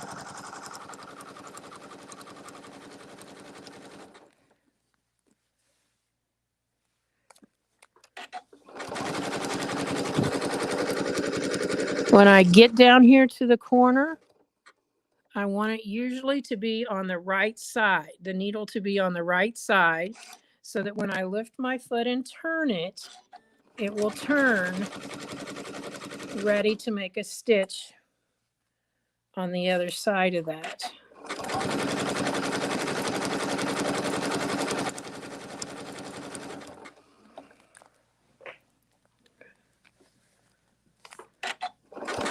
I guess I could speed this one up a little bit. Why not sew like I would sew, right? Because I wouldn't be sewing slow. Okay, now remember I said I want it on the right, but I'm about 3 stitches from being in the right place. One more. Oops. Okay. Didn't mean to lift that up like that, but it's fine.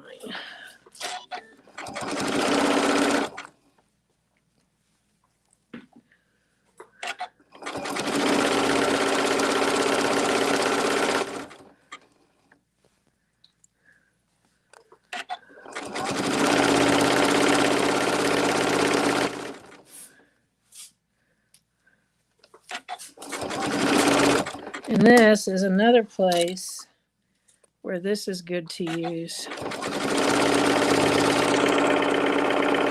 so that you don't get puckers.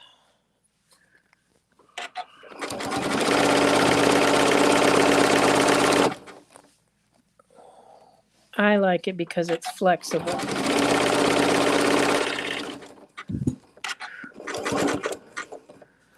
I'm going to lift this up because this needs to go back in. There we go.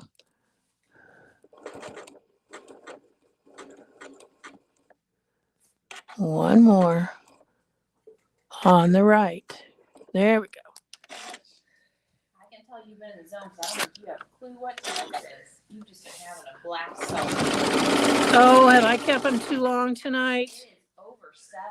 Oh my. Well, we're almost finished, you guys. I am so sorry. We're all still watching. Well, I appreciate that. It's always fun to share things with you. I hope that you've learned some things tonight. We only have a half a side here to do and we'll be finished, literally finished, as we were talking about all of the UFOs that are in this sewing studio. Oh, I went one too many. There we go.